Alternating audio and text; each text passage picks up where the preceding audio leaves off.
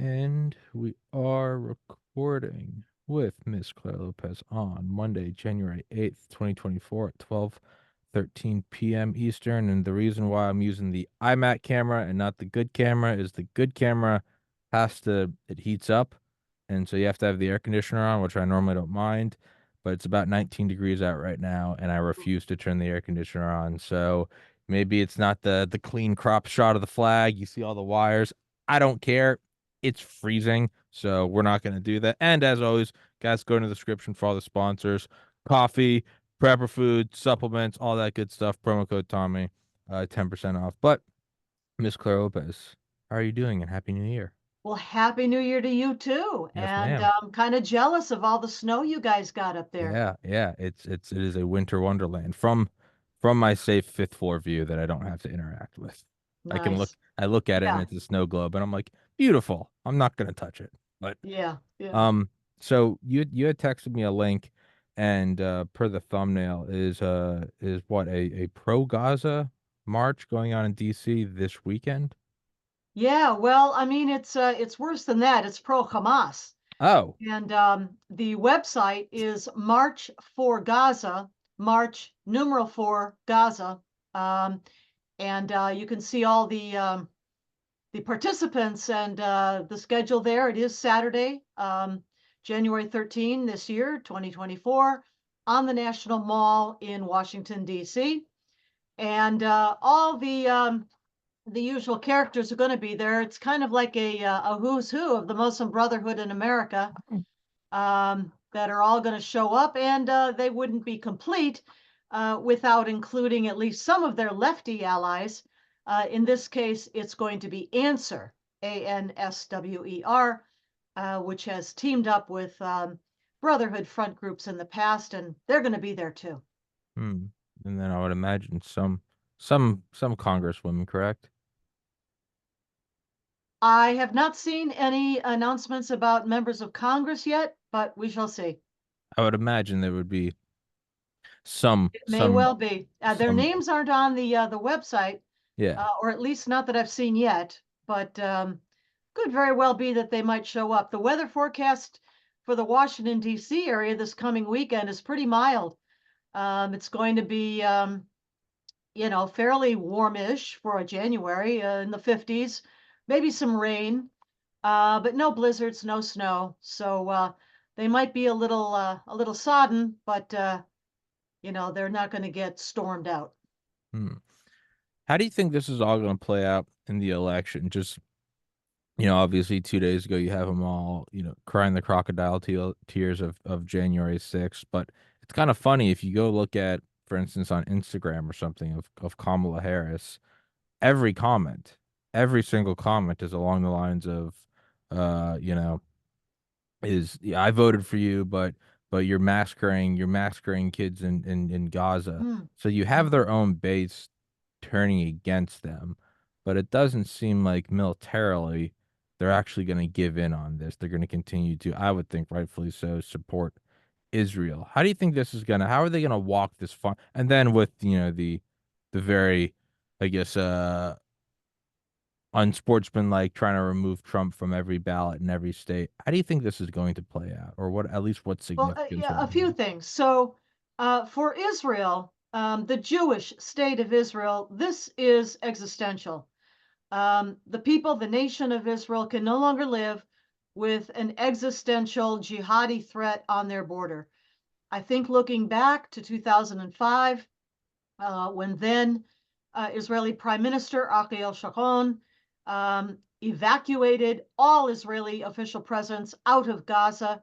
Looking back on that, I think many Israelis see that as a tragic mistake um, because in the years since 2005, and again, Gaza has not been occupied since 2005, if you're going to call it that, in air quotes, of course. Um, so it has been an experiment in a way of how the jihadi Hamas would govern, or for that matter, how the Palestinian Authority, equally jihadi, over in Judea and Samaria, headquarters in Ramallah, how they govern. Mm. And we can see that how they govern is with no regard whatsoever for their own people, for one thing, um, and for another, that their single-minded focus remains on the destruction of Israel. And you'll go to the 1988 Hamas covenant, for example, and I think we've talked about this before, but in the opening lines of that covenant, it reads, Israel exists and shall continue to exist until Islam, not Hamas, Islam will obliterate it as it has obliterated others before it. So it shows the dedication of the Hamas leadership to Islam, to the Islamic doctrine, to law, to jihad. These are among the most devout, faithful, obedient of Muslims on the face of the earth, right alongside of Al Qaeda and the Islamic State and the Taliban, and of course Hezbollah up to the north of Israel. So obviously, for the Israeli people, the Israeli nation, and definitely the current administration of Prime Minister Benjamin Netanyahu, Hamas can no longer be permitted to exist in Gaza. And so, up until now, beginning with the ground operation of the IDF, I think it was October 27 of this last year, 2023. That was just a few weeks after the October 7 horrific Shabbat massacre. That's when the ground invasion began. And until now, which is more than 2 months later, the IDF has gained control over the northern part of the Gaza Strip, which sits to the south of Israel itself, and has been steadily destroying the humongous network of tunnels underneath northern Gaza, especially Gaza City, finding, weapons, munitions, ammunition, and most recently, by the way, evidence that Iran has begun or had been providing Hamas with precision guidance systems for its missiles. But they've gained control over the northern part, and are now focused, the IDF is now focused on southern Gaza Strip, in particular, the very big urban center of Khan Yunis, and going through its tunnels also. A very dangerous procedure, but one that the IDF does so as not to just unleash indiscriminately the full force of its capability from, aerial bombardment.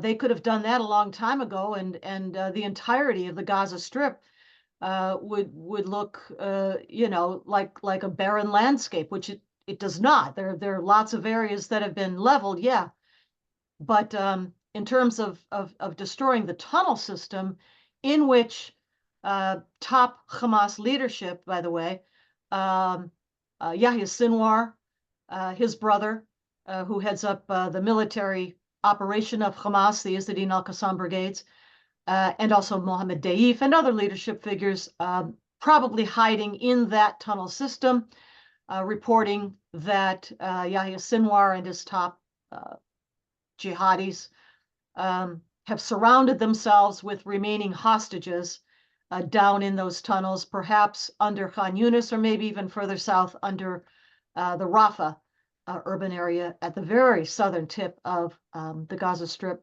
next to Egypt. So that's where we are right now.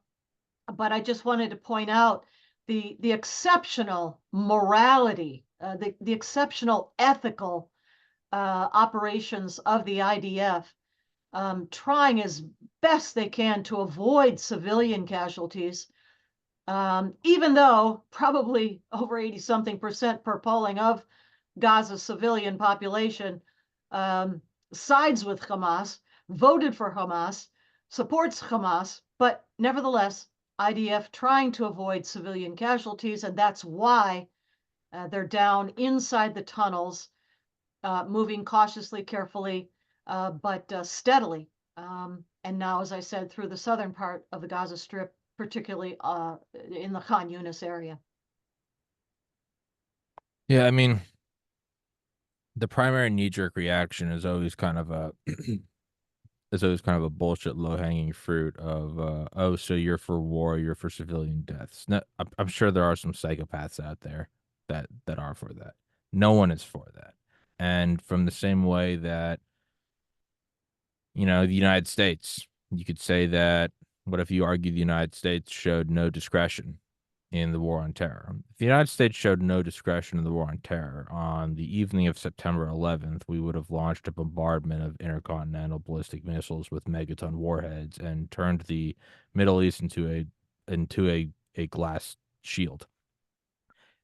The IDF isn't Israel is not a third world nation. They could, without a doubt, bulldoze. I mean, and I mean truly, Vietnam, Operation Linebacker, Rolling Thunder, bulldoze Gaza. Every they could do coordinate deletion. One of my buddies was in artillery in Iraq, and that's the grid square deletion. But what do we do with that? We'll just remove it. I mean, truly, just remove it. And they haven't done that. And there's this general, and yet, yes, it's all sad. It's all sad that no one in their right mind with a heart can look at, a kid dying and be like, yeah, go for that. No one's for that. And it's a BS straw man argument. But, and this is, I think, the one thing that is maybe most curious to me is just there's never have we seen so quickly a complete evacuation of the public consciousness of why Israel is in Gaza.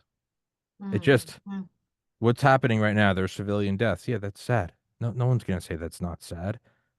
Well, what are they doing? Well, they're doing a military campaign in Gaza. Oh wow, what's been going? How long have they been doing it? I don't know, October 8th. What happened before October 8th? Free Gaza. There's just no, and I'm not, does two wrongs make a right? I don't know. I'm not gonna get into the morality of war and tit for tat, but there's just on the face value, regardless of how delicate the IDF's being, regardless of that, or regardless if they nuked Gaza, just forget all of that. In general, there's kind of this we're arguing about, you know, option A and option B, and it's like, well, why do we have to do an option anyway? It's you do you want Pepsi or Coke, and it's like, well, wait, hold on, well, what? Let's take a step back outside of the Hegelian dialectic. What the hell happened on October 7th? And it's just gone. And maybe it didn't happen with the United States because we have a much more prominent role in the world economically, culturally, militarily, financially. But there's just a complete. Do you get what I'm saying? Like I've Yeah, never I seen do know anything what like this. exactly. I It's mean, just, the atrocities, but it's just the voided. human atrocities that Hamas, and by the way, Gazan civilians who followed into Israel after the Hamas jihadis first broke through the fence lines, they all participated in this horrific atrocities. Um, the murdering of whole families, of children, of old people, the rape, and sexual attacks, atrocities against men, women, and children.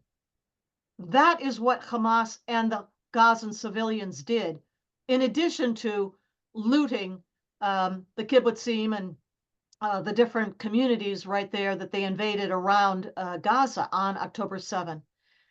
How quickly we forget. You're making a very good point. I don't know why people forget, but I think the anti-Semitism, the Jew hatred that has exploded in the public spaces all Yeah. over the world, well, the West anyway, let's say Europe, Yeah. Western Europe, and the United States, and particularly on our university campuses, I think that has shocked a lot of us. Yeah. And certainly when those three university presidents from MIT, Harvard, and the University of Pennsylvania testified in Congress some weeks ago, and refused to condemn Jew hatred, expressions of anti-Semitism on their campuses. Two now gone. Two of those presidents now resigned at least from their presidential appointments, their positions. But that the explosion of Jew hatred really has been kind of inconceivable. And to bring this back to that what we opened the program with today here, Tommy, which is the Hamas rally to take place this coming Saturday, January 13th, 2024, on the National Mall in Washington, D.C. We'll see who shows up, how many. Will there be, as you said, will there be any members of Congress there to lend their Jew-hating voices to the rally itself? How can this happen on the National Mall of the United States of America in Washington, D.C.? How can this even happen? I mean, present are going to be American Muslims for Palestine, USCMO founding member, Council on American Islamic Relations, with which, by the way, that is the Hamas branch in America. That's what CARE is, Council on American Mm-hmm. Islamic Relations, with which the White House itself, the Biden White House of all White Houses, even had to break off, disavow, after the CARE executive director, Nihad Awad, issued such despicable statements in the days following the Hamas October 7 massacre. ICNA, Islamic Circle of North America, Muslim American Society, Muslim Student Association, of course, they're going to be there. And then the allies on the left, as we said, that team up with Islam, the red-green axis, as we call it, Answer, representatives of the Answer Coalition, also apparently, according to the poster online, March for Gaza is going to be there too, are going to be there too. Yeah, I guess I'm just something about this just seems so odd to me, and that there will always all of is well, why did they do Nagasaki? Why did they do Hiroshima? Why did they do the island hopping campaign? And you can back up and back up and back up, and eventually you go to Pearl Harbor. You go, old 3,000 people died, and you attacked, and then it's argued, proportional, whatever, total war, it's a world war. Okay, bombing Dresden. All right, going back and forth, back and forth. 9/11, war on terror. What was in the UK? Was it the 7/7 attacks the next year? Their involvement. Okay, the coalition. It's all this like tit for tat. And if you would like, you can. Well, actually, I mean, we should go back Sure. to the Second World War just real quick. The President Truman decision to unleash 2 atomic bombs, one in Nagasaki, one in Hiroshima. He only approved those attacks. It wasn't tit for tat. It wasn't about Hmm. Pearl Harbor. It was because President Truman's senior Department of Defense national security team had sat down and scoped out what would be the anticipated Yeah, casualties, military and civilian, were the U.S. military, the campaign in the Pacific, to advance from island hopping across the Pacific to the actual the Japanese mainland, islands themselves. And that toll, that the expected million plus. death toll would have been, yes, in the millions. Sure, That is why he ultimately, President Truman, made the decision to drop the atomic bombs, which, yes, killed thousands and thousands of people. But the comparison between that and what would have been with an all-out American invasion of the sure. Japanese islands, that's why he did it.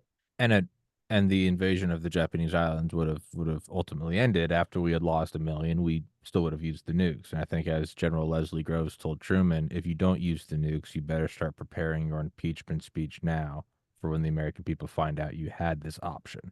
So I'm with you on that. But even just as like a loose example, it's you can the general argument, no one excludes Pearl Harbor is what I'm getting at, is we go cause effect and then debate, and as we're both on the same side of what happened in Japan, but regardless, we're all in the same sphere of going, well, what happened and then why did this happen?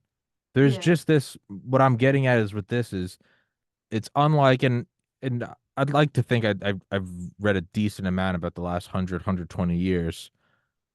I've just never, and I'm only 33, so I don't know how much my wisdom counts for, but I've never seen anything where the cause is just snipped out of it's going, well, I'm going to my mom crying, and well, my little brother punched me in the face, and my dad's going, well, why'd you hit him in the face? And we're all talking, and someone would finally go, well, Tom went up and hit him. That part's just snipped out. That's what's so Yeah, I see what psychosis. you're saying, and It's a weird mass well, it is a symptom psychosis of Jew hatred, of which anti-Semitism. Yeah, it's persists now as it has for centuries across the world. yeah, Inexplicable to me, probably to you too, and to many people, but that's what it's about. yeah, This might be the place to say a word about the sure, concept of proportionality yeah, in military operations.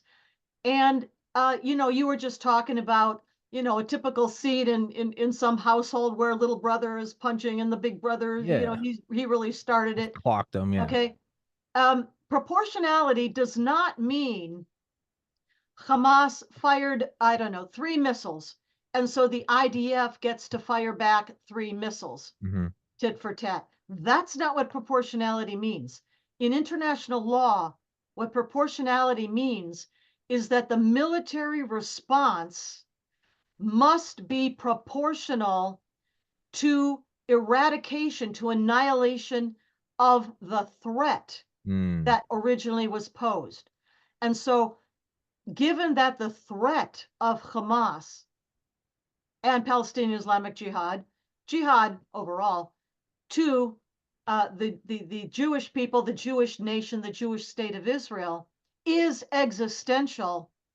Therefore, the proportionality response under international law must be existential as well to eliminate that threat of Hamas. mm.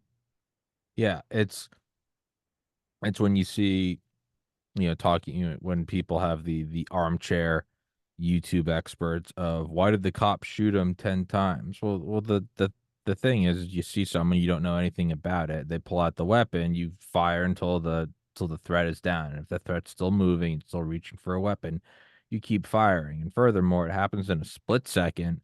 And lastly, why should the cop have to show discretion if he's not the one breaking the law? So, sure, on face value, guy pulling out a knife and he gets shot 50 times. Yeah, a 3-year-old arithmetic would say that's not proportional, but it is proportional. You're removing the threat.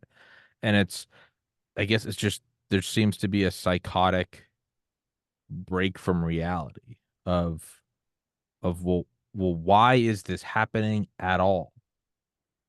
Well, 1,200 people slot, like, on with GoPros uploaded to the internet, and it's just Israel. Now, if on October 8th Israel just did this out of the blue, yeah, that's not a good look.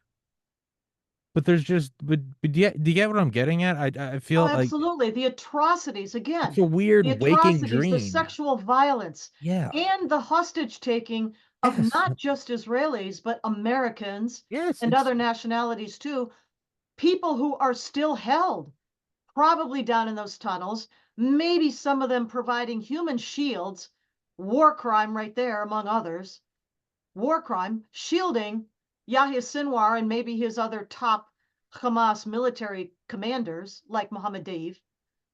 Um, why It's just doesn't that get the attention and that it ought to? and I And in particular, among uh, feminist movements, yeah. feminist groups, where are the women?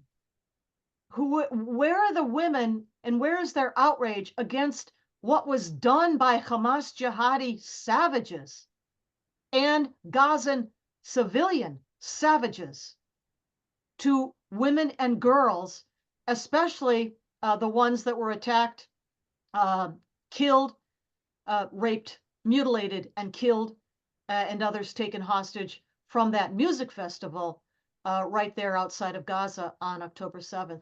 Where are they? They're nowhere. And Why? that's I guess that's the thing I'm just still so hung up on is like Yeah. I can't even embrace an argument where it's like, okay, we're gonna talk about this and then talk about that. Is it's just voided in general. It's just it happened out of nowhere and I don't know why it happened.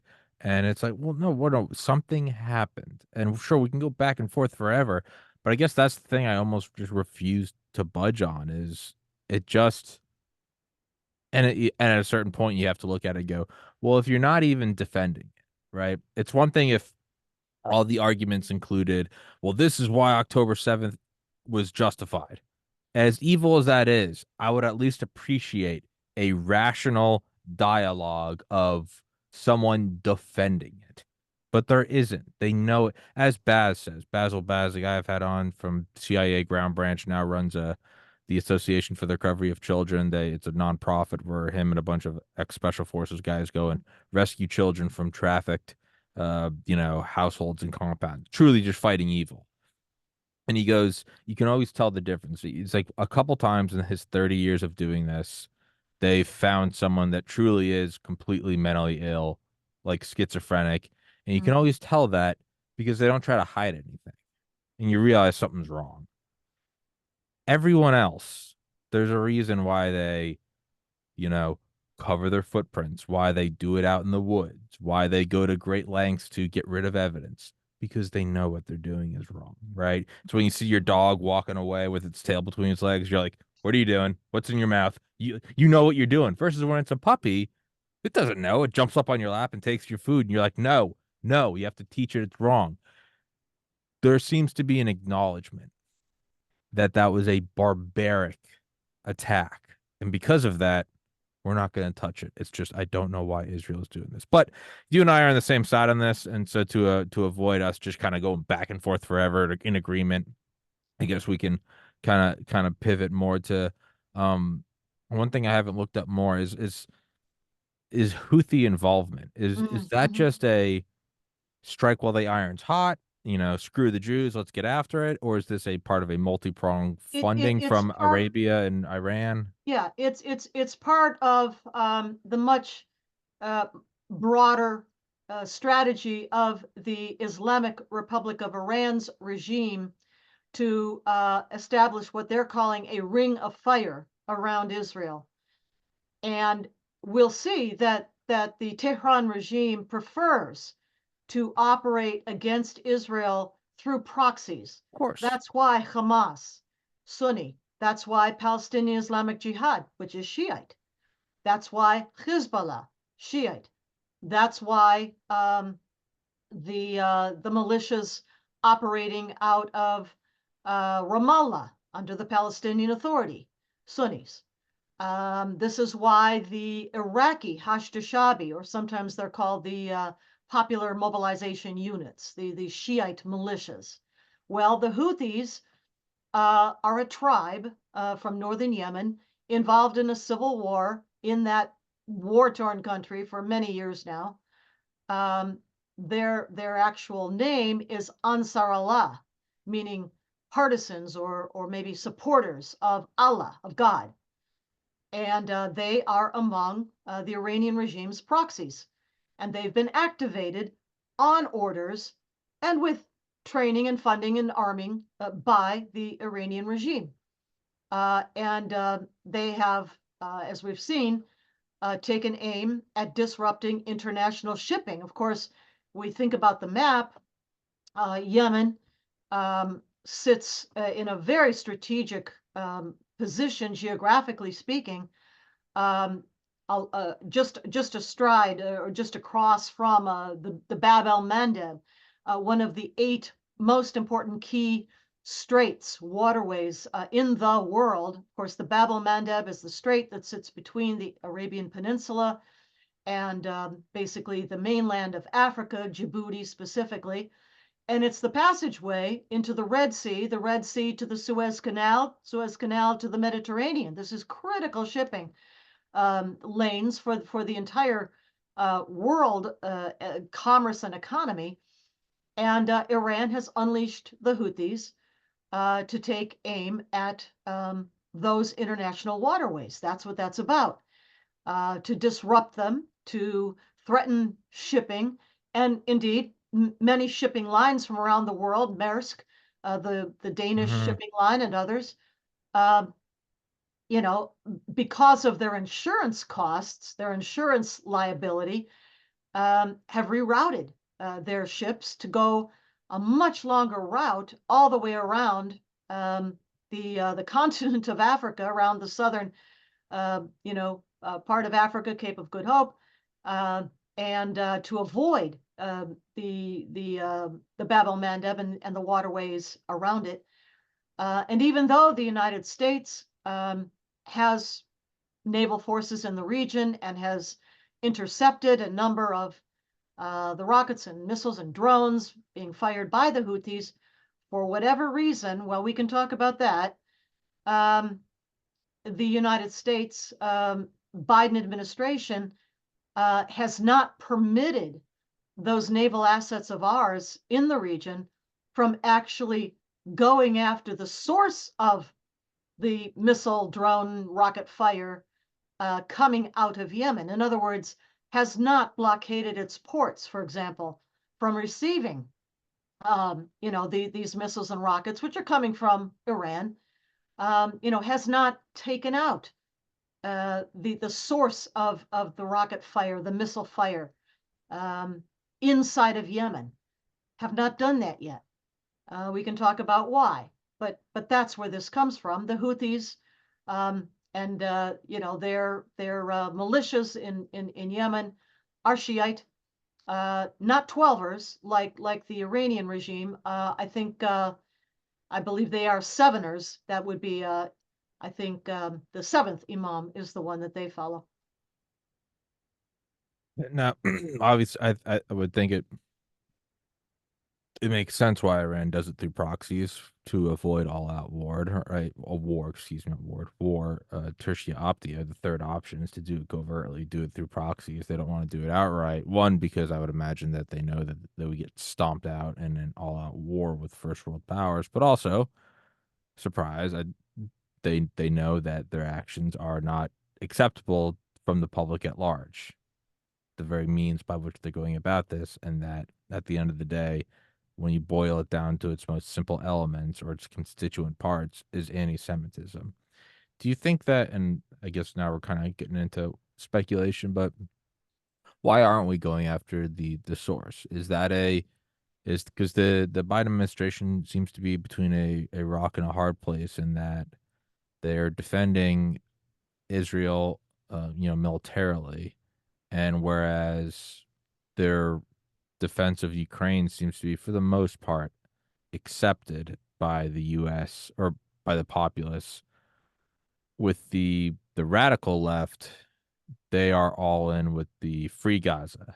Israel is a terrorist state, and the Biden administration seems to not know what to Oh, do. they know perfectly well what to do, and they're doing it. I mean, Okay, except when the Secretary of Defense is in the ICU at Walter yeah, Reed Hospital for several days, and nobody knows where he is or that he's not on duty at the Pentagon. But that well, aside, in the little part. question of who really is actually running the U.S. government, aside from that, the point here is that within the ranks of the Biden administration, meaning Biden himself, to the extent that he is able to think of this coherently, is National Security Advisor Jake Sullivan, Department of State Secretary of State Antony Blinken, and other advisors. Um, I think that they still, to this day, hold out the forlorn hope that somehow the nuclear talks with Iran can be restarted somehow, despite the fact that Robert Malley, the former U.S. envoy to those talks when they were being held in Vienna, has essentially been, um, suspended from the State Department is the terminology they use.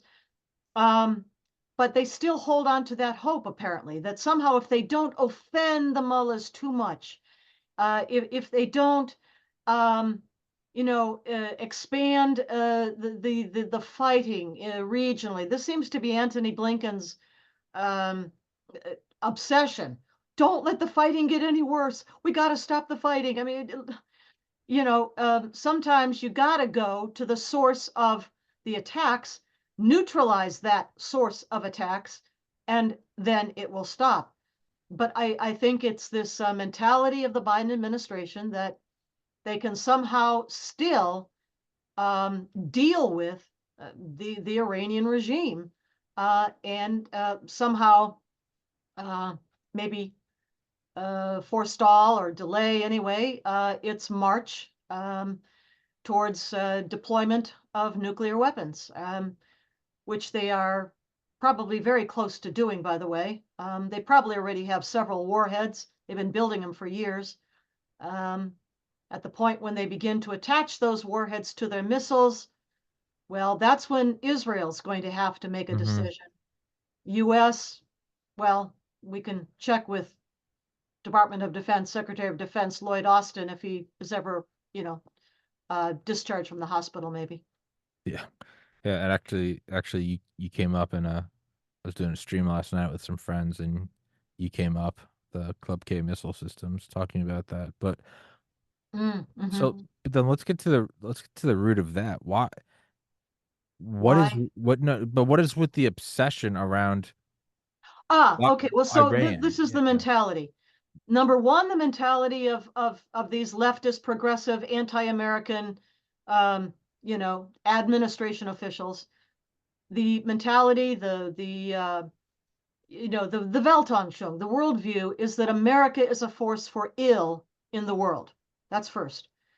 And that whatever can be done to take us down and diminish the projection of our American power and influence in the world, that's their job. That's what they need to do to be good and moral people. And so when looking at the Middle East region, I think the way they look at it is that um, the majority population of the Middle East is Sunni. It is Sunni Islamic um, uh, believers, followers.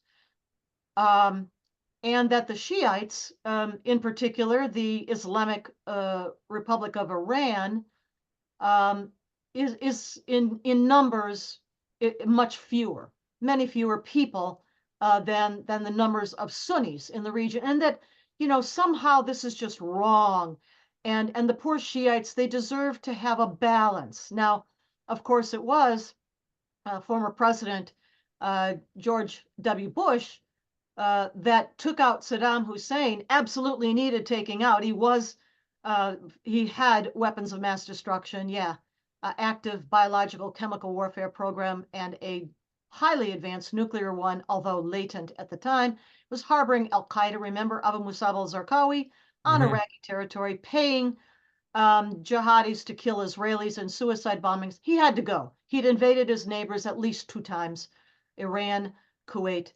He had to go.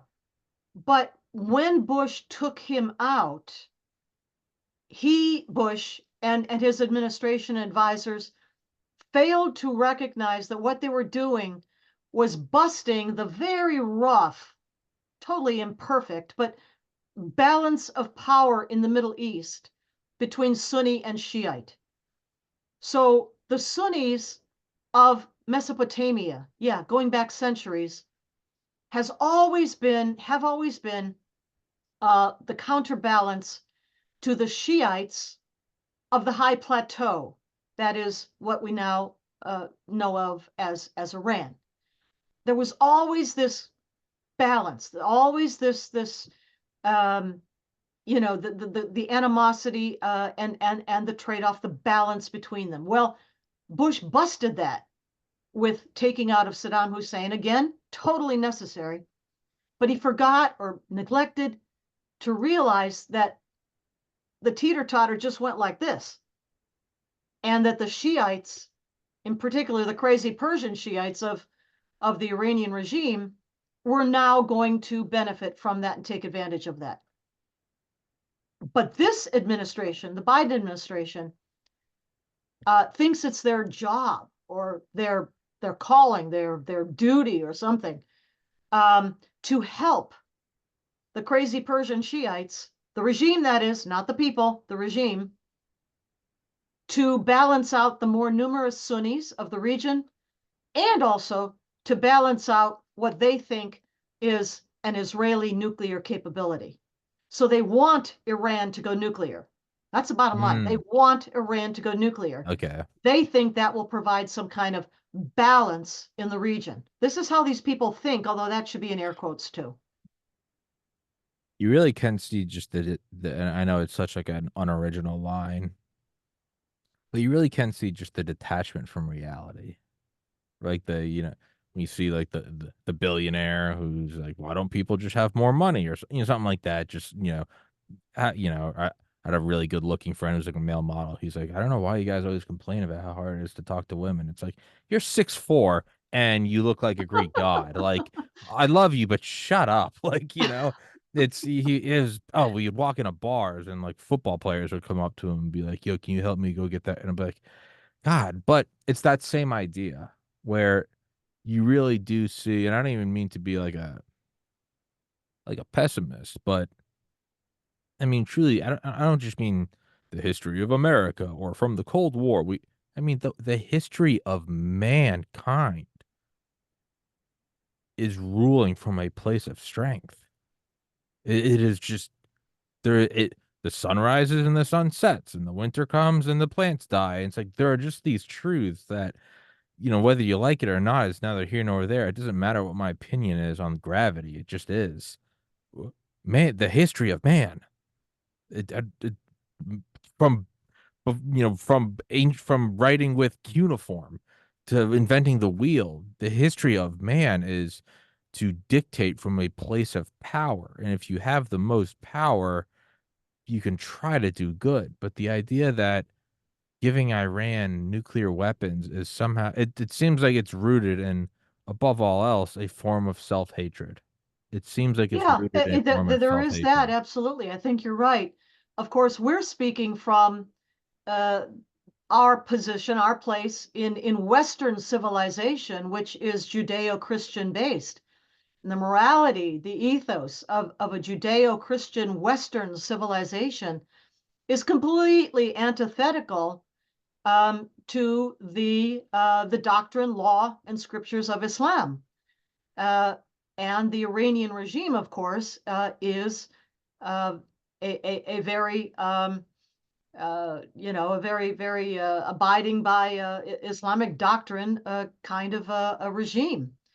But they don't. Our leadership don't seem to take that into account at all. I don't know why. At the core, it does seem to be some form of Well, they self-hatred. don't value. Yeah, they don't value our own Judeo-Christian principles, the foundational principles of our Constitution, Declaration, Bill of Rights, and everything else. Um, and they don't value that in a way that helps them see how antithetical Islam is to all of that. Um, Reminds me of a book, a small monograph, really, written by Dr. Stephen Kirby in December of 2019. It was published called Islamic Doctrine versus the U.S. Constitution. I wish that could be made mandatory reading for the entire White House, National Security Council, and oh, yes, our universities too. I guess I look at it in terms of I don't even I don't even mind as much naivety. Naivety is sure it can come from a good place of like let's all help each other, and then then you touch the oven, you get burned, and you're like, oh, okay, it's a tough place, Sure, if you can, I don't know, bring some food to a homeless shelter, but there's also you can only give money to a homeless person so many times, like the same homeless person so many times before you're like, all right, I got to make sure I'm good too. I got to make sure I can pay my bills, and I don't even mind as much naivety because there's still room for growth, but it's it's when you have people that just hate who they are, they Mm. hate their own everything about their own people. It's I had a friend that came into one of our streams the other day and was like, you know what? He's like, I don't hate white people. He's like, y'all are cool, and he's like, he's like, I don't hate black people. He's like, I love being me. Like I love everything about black culture, and like just it was just that encapsulated. That's like that's all. That's the best. Like you should Yeah. just. I don't even mean in some motivational speaking way. I mean just like I'm a short white Irish guy from New England. Like it took a while, but you know I love who I am. And you know I have a friend in Singapore or Bali or India or Australia. Like they love themselves. No one should subjugate themselves to others. And just that very core notion of I'm the evil. That is, you're never gonna win that. You tried, was it the children's book? I remember my mom always reading us The Fisherman and His Wife. Do you remember that? Where it's he wants to give her the world and she wants a necklace, so he works and gets her a necklace, and then she wants a house, and then a mansion, and then a castle, and then a mountain made of diamonds and emeralds. And this guy just slaves away forever to give her everything, and she's never happy, and he Mm, just works himself into the ground until he's dead. mm. You'll never be happy. You'll never appease self-hatred. You'll never appease it, right? Naivety, you can get burned. Well, appease them, and then they screw you over, and they go, "All right, we gotta draw a line in the sand." Yeah. This Well, root, I it mean, just, yeah, there's no end to it. naivete is something that can be You fixed can learn. if the mind is open to receiving information. But what I think we're talking about here in America anyway, and other places too, perhaps, is generations of students who have come up through gov ed schools that taught them to hate their own country, their own Judeo-Christian roots, their own Hmm. founding fathers, who gave us the best system, the system that has given the most opportunity to the most people in the history of the world, and taught them to hate all of that. Generations now. We're talking about, what Christopher Rufo gets at, what he writes about in the his new book that I'm reading right now, America's Cultural Revolution.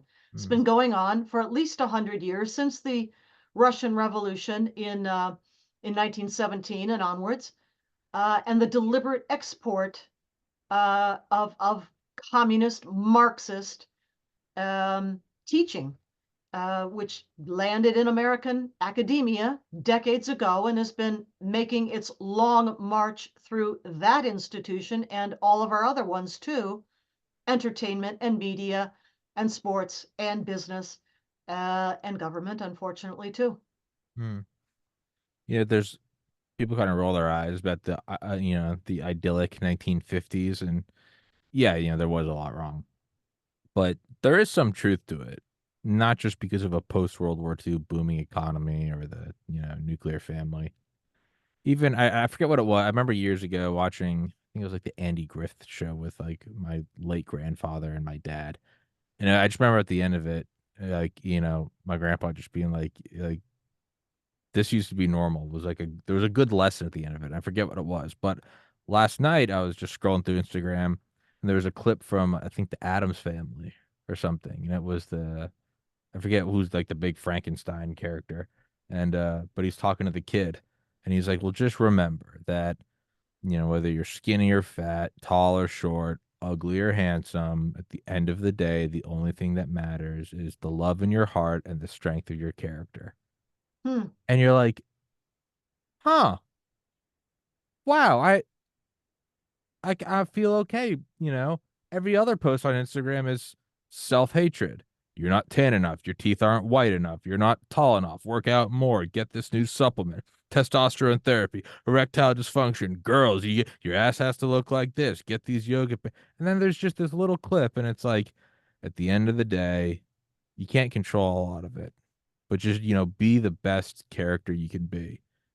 And it's like, of course, that's like the grainy black and white one. There's no 4K video of it. And you're like, Yes, but the concept of what is good and right and moral sure, is very different sure. between our Western Judeo-Christian based civilization I'm with you on that. and Islamic uh, doctrine, law, and scriptures.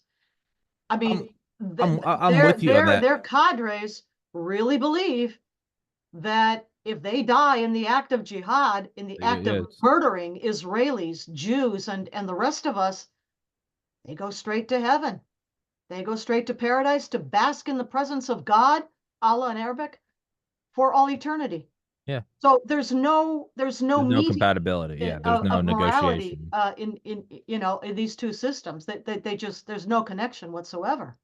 Howard Bloom's book, who I've had on here several times, his book, I think the Muhammad Code. That's a great book on that about how Hmm. there is no negotiation. But I mean, I would say to a degree, this is almost the self-hatred is almost even worse, right? So I'm with you. There's no compatibility between that and this. There's no agree to disagree when they want you to burn in eternal hellfire so that they can go to Well, paradise. they want. I mean, it's Dar al Islam versus Dar al Harb, right? You either convert, submit, or die. That's that. Yeah, no, no, That's the raison d'être. oh, I'm with you. You and I are on the same page. You don't have to. You're not winning me over. Yeah. But I'm going like one step further. Like even if you and I were radical Muslims and we were doing this podcast and You mean faithful, devout, obedient Muslims? yes, and you had your exactly, and you had all your your garb on, so I could only see like slits of your eyes, and I had a giant beard, and we were talking. It would still almost be worse if we didn't even adhere to our own religion, if we just hated ourselves. If I was like, my beard's so stupid, and you were like, I hate this do up. Like, I would almost rather because when it's them versus Western culture, it's they're still who they are. It's bad, and it's still who they are. When you hate yourself, there is no end. It's like I saw a funny meme last night, and it was some dump truck filling up this giant hole that was going to be used for a bridge structure, and it was just one little dump truck, and it was going to take like 10,000 dump trucks to fill it up, and it was your first mortgage payment, and it's just it does nothing. But the Uh, top comment was, as little as that payment is, I'd rather be doing that than paying rent because rent is bottomless. That's what self-hatred is. You're never even going to get to the table because it's just I'm bad. So it's like walk it out. Give Iran a nuclear weapon. Still self-hatred. And they nuke Israel. Still self-hatred. They nuke New York and DC. Is there any that oh we finally did it? It's no, it's nuke me next, daddy. It is the antithesis of biological survival. It is it can't work. It's you're well, I forcing mean, one it, plus it one is it can three. work if you think of such people as fifth columns Oh, of of the course, of enemy course, of course. inside of our own societies. That's how this works. That's what communism, Marxism Yeah. did to us. Oh yeah. That's the red green axis that we're looking at for this rally coming up in DC on Saturday. I It would is the fifth still column. It is unfaithfulness, lack of patriotism, lack of fidelity to one's own people and society, and a preference, that the enemy would defeat your own people, your own society. and when they do, you'll go, we did it, and then they'll kill you next. And I guess I just have a pure maybe it's because I see it in myself for so many years after my brother died. I got really fat and was on drugs and was just Well, a bad sure. Yeah. person. But I guess I see it in myself where for so long I hated myself and that it's really only since starting this podcast and like moving out and doing these awesome shows that it's taken a long time to like actually like look at myself in the mirror and be like you're all right. Of You're a cool course you're guy. all right, and you always have been. But that's what I mean. So I think I see in myself. But that's different than being a traitor to one's Oh country, sure, no, no, sure, than that's being a pure evil and traitor shit. to one's people and nation. Oh no, sure. It's a different It's thing. no, it's the inner what Dante's Inferno isn't that the innermost circle of hell inside the center mouth of Satan is traitor is yeah it's betrayal. That's the worst sin. I'm with you. But I don't know. I think I just see in myself like the self hatred will never get you anywhere. You'll just go farther and farther and farther down. So even if it manifests up on a geopolitical level. Well, if you want the enemy to win and you knowingly, wittingly aid and abet that, Sure. then you do get what you want Yeah. Yeah. if the enemy is permitted to win. Yeah. It's just I remember one time That's what you get. this was like a year ago. It's kind of similar. Some guy came into our chat. What I just what I was saying about happened the other day, but this was like a year ago. And he came in and he was like, I don't hate white people. White people are awesome. We were like, yeah, white people aren't bad. And he was like, I'm black, like I hate myself. And one of my friends was like, Hmm. no, no, no, no, no, no, no. Wrong answer. He's like, I don't want you to love white people. He was like, hatred of your own people is evil. Like you should love yourself for all of it. And finally, over the course of the conversation, the guy was like, I like wearing like an Afro pick. And we were like, exactly. Like it's not that one, it's love yourself. And I guess I have such a I have such like a primal like base reptilian brain rejection of it that it's like no man like love yourself like love what Well, you do when we have the except privilege, when you're evil, yeah. when we have the privilege of living, in the best uh, country that has ever existed on the face Yeah. of the earth, and we have the benefit, we are the children of the European Enlightenment of Judeo-Christianity coming from Athens, Rome, Jerusalem.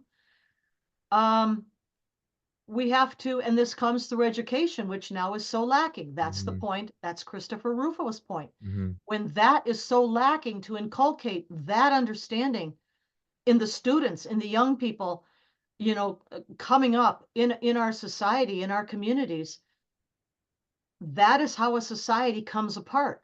And this Hmm. is being done Yeah. deliberately. This is being the self-hatred for Western civilization, Judeo-Christian based Western civilization is being indoctrinated, inculcated, and has been methodically into our academics, gov ed anyway, for many decades now. That's where this comes from. A Yeah. failure to appreciate what we've been given, Yeah. by those who came before us. Yeah. It's just yeah. I think as always I think you and I are on the same page, so Hmm. maybe I'm just yelling out into the void, but yeah, it's yeah. um Well, Ms. Lopez, I say we're coming up on an hour. Say we wrap this one up. As always, thank you for your time, and I'm glad we can get back into it. I hope you guys get some snow at some point so you can experience I'll cross our the fingers for that one. the winter wonderland. Just want to see it a little bit. Not It's so Don't want any, road accidents or yeah. anything like that. Just some snow. That's it. Yeah, I walked to the pharmacy, and the pharmacist she was like, "Are you enjoying the snow?" And I was like, "I'm enjoying watching it." And she was like, "I like to watch it too. That's about it." And I was like, "Hell yeah!" Like I'm like, "I don't. Oh, do you snowboard? Absolutely not. No, no, no, no, no, no, not no. I'm like, not for me, not for me. That you, I'll look at the window and I'll appreciate it. That's about it. I'm not gonna drive in it. They got my food. I'm not. I'm truly not gonna do anything with it. But I'd like to look. It's like a snow globe. I don't want to get in the snow globe, but I like to look at it. It's just the Well, same it is thing. January, so Yeah, one can hope. exactly. Well, Miss Lopez, thank you so much. Thank Happy New you. Year, and we will Happy New get Year back to to you our. and all your family.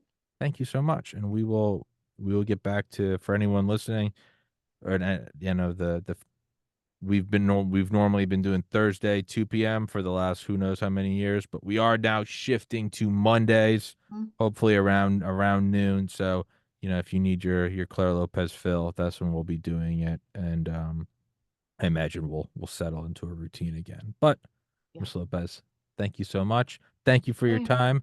Thank you thanks, for the Tommy. talk as always. Yes, ma'am. Till And next time. yeah, well, I guess next week we'll have some updates on whatever the hell happens in DC this weekend. I Thank you expect so much. so. Till Yeah, I then. know. Thank you so much. Guys, thank you for watching.